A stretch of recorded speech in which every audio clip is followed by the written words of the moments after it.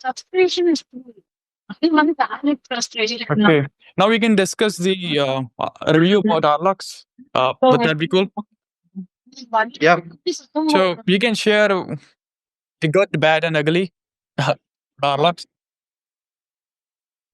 I don't think there is bad and ugly. I think I have only good things to say. So I really like the professionalism and the way you guys are doing it. I really like how, see, one thing with performance marketing agencies, because I've worked with a few people before, um, there is always a no to everything that people say, that we say from a brand's perspective to an agency. When we ask for something, they say, no, it's not possible. Otherwise, they have another answer saying that your spend should say you should increase your spend by 3 times more of what you're spending now. This is something that we never hear from any of you guys. Um, whether it's possible or not, you still make it look possible. I think that positive attitude is something that we all really love in our team, right? We are so happy to actually be working with you for the positive attitude itself. So I think that's a big good thing that I'm seeing. Thank you. Yeah, and I also think the team, right? Your team is very technically sound with Meta because we've been working only with Meta till now. I can only talk about Meta. I really don't know about Google and WhatsApp and all that because we've not started working yet. Uh, I also have a little bit of knowledge in running Meta ads because I used to run the ads for us previously. I can see a lot of expertise in Meta with your team. I don't know, apart from Dennis, who else is running, but as a team, I can see that the quality of ads is very good. Uh, Whatever is being run, the quality of ads, the targeting, uh, everything is very good. Um, yeah, I think it's very nice. I think as time goes by, I think at the end of 2 months or 3 months, we'll solidly be sitting with a crore of revenue and we'll have a lot more things to talk about. Yep, that's the plan. Uh, Before join working with Arlox, what trials and errors you encountered looking for partner? Uh, so, see, one thing is when you go to a performance marketing agency, the first question they ask is how much is your spend? What will be your monthly spend? But when we came to you guys, your first question was not what will be your monthly spend. Instead, you asked what do you want your revenue to be on a monthly basis. So I think no, I've never heard any other agency asking this question, right? And apart from revenue, the another big question is how do you want to grow? How do you want to grow your business? So if you're here today at A, how do you want to grow to B? Is there something that we can also incorporate in our strategy? So I think that was also a very unique question that you guys asked us, and which immediately made us see. In fact, while we were making the call, right, we were browsing for a lot of agencies. Everything is bad. So we got a call from Kabir, and actually, there's another person who had actually left your organization who's been in touch with us previously. Um, I don't know, I forgot his name, but on LinkedIn, right? And by then, Kabir also had messaged on LinkedIn, and I was actually parallelly talking to both Kabir and the other person, but I didn't know who's who. I was thinking everybody is a part of the same team, and there was also a girl who was texting me saying, you have to sign up with us and all that. And by then, Kabir had gotten a call with me, and he spoke a lot of things, and somehow we got convinced. I really liked the way Kabir also handled it, and we committed to paying the money, and I told him, you can take my word. We'll pay you tomorrow. You can start whatever work has to be done.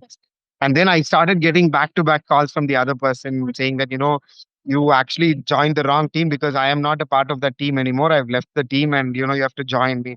Like, I'm sorry. I already gave my commitment, good or bad, committed to something. I cannot do anything about it. And so I really like how from the time Kabir also started working, I think a lot of unique perspectives, and I really like Any what's. agency you worked with before Arlox? Yeah, we did work. We did work. We worked with. You don't have to mention names, but you can just share. Did we did better? How was our experience with Arlox? No, I really like what's happening because it's only been a month. Okay, It's only been a month. Actually, yeah, yesterday, I think, today, I think we are almost in a month. okay, We started last 16th, and the 16th, we are almost touching a month.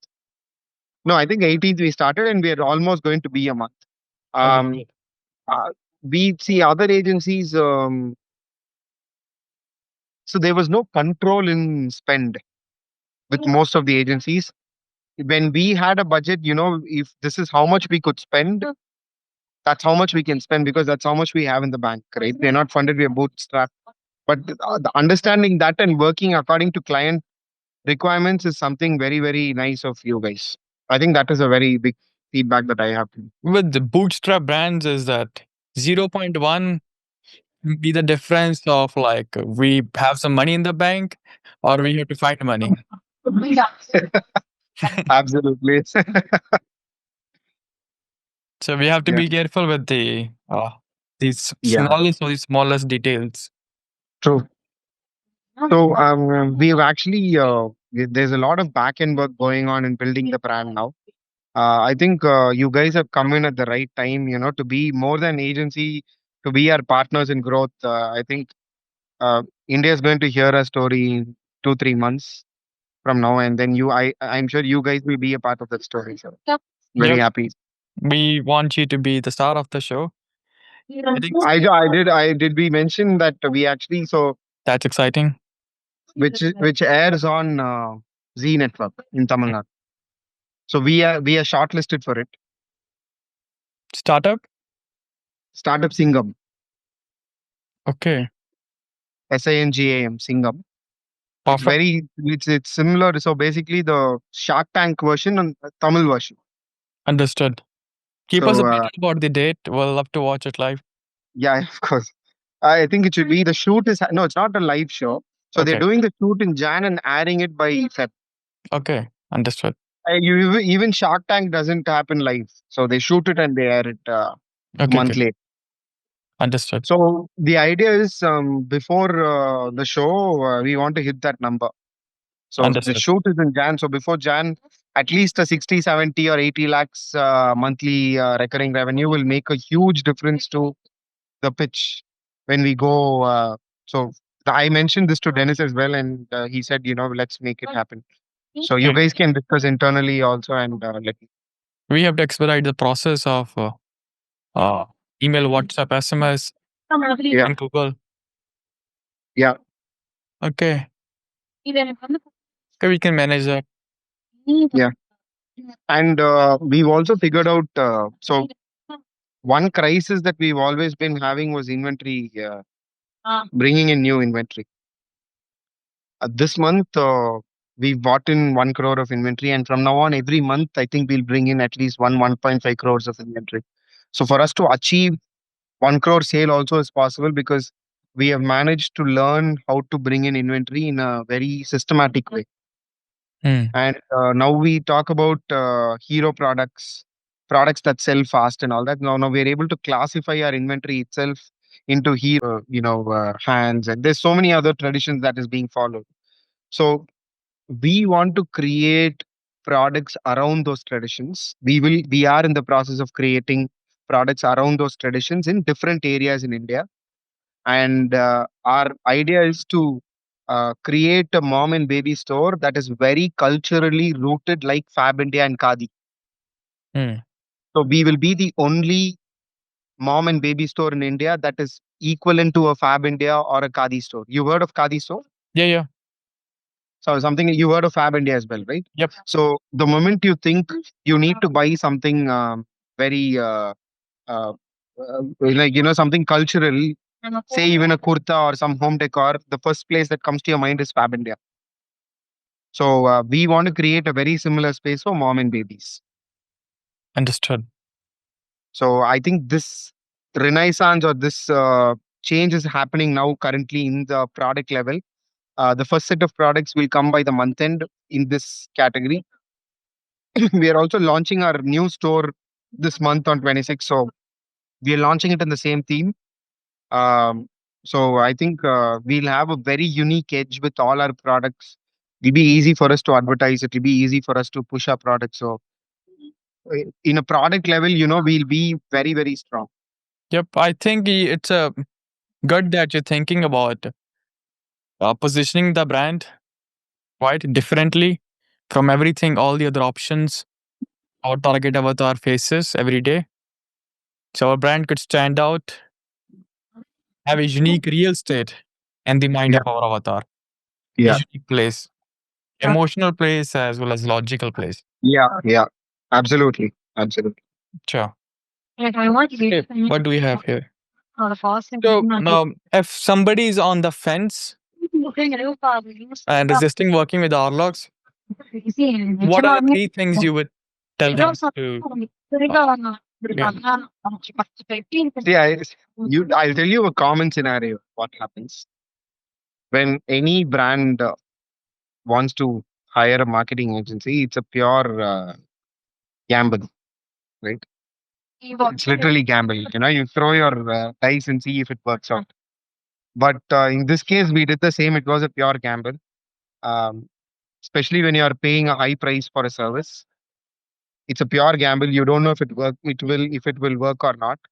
But with Arlox, I would say, people can take my word for it, saying that it's not a gamble. It's a sure shot that your ads, your brand will go up in that thing. So for me, when I took the jump, it was a gamble. But now I can confidently say to fellow entrepreneurs and brand owners that there is nothing to feel scared about, or feel scared about losing money in your ads. Arlox is there to take control of your CAC, your ROAS, your monthly spend, and it's just very easy to work with Arlox. What was your biggest worry before at the last moment that if they messed up this, I'll be very angry? What was your biggest worry? Biggest worry before we started. Yeah. So see today, right? If you need to acquire customers, you don't have a choice, but you should run ads. And because I run my ads, I know how to run ads. I know what the technical aspect of it is. I've run ads myself. I've seen a lot of failures. I've seen the ROAS go incredibly low. I've seen spend going very abnormally up. So there is always you're always scared if anybody can even do it better, because when I do it, I know my products well. So every content that I write or every post that I put up for an ad, I know this is what I have to talk about, and I am scared about if an agency can get this.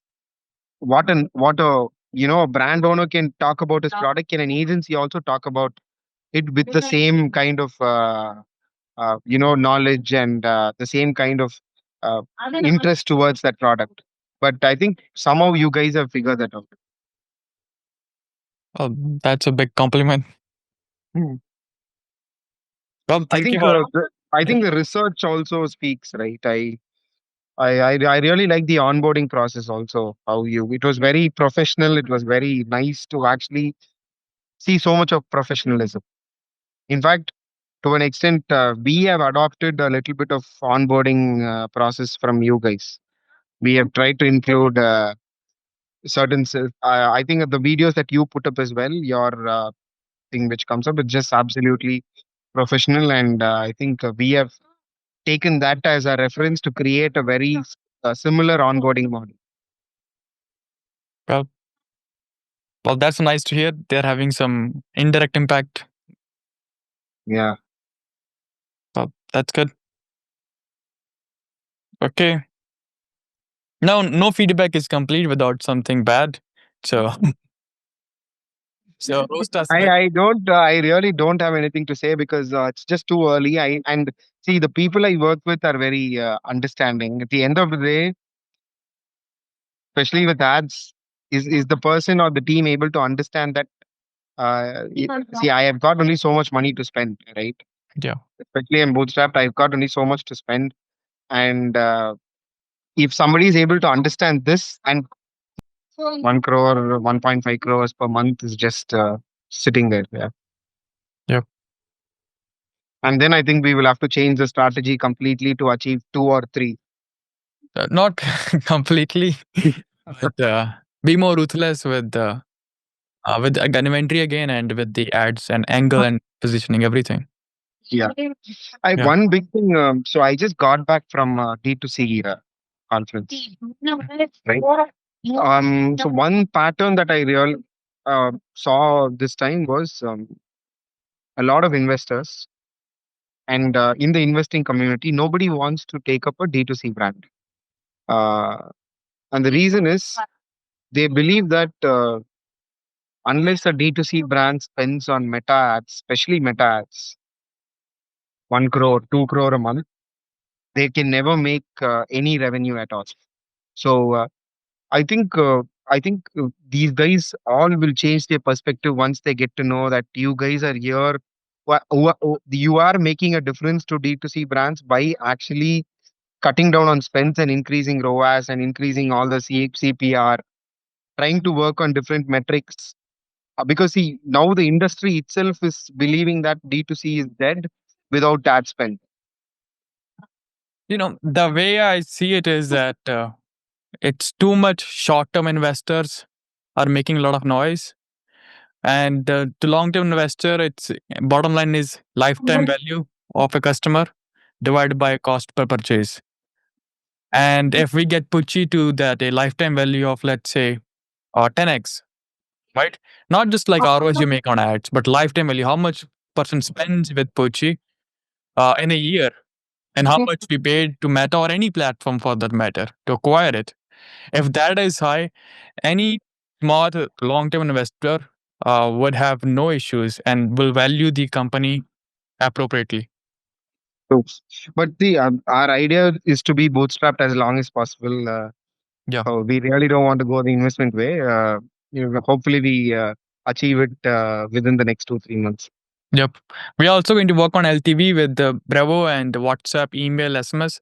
It's very low cost, fixed one-time monthly payment, and you can triple the lifetime value.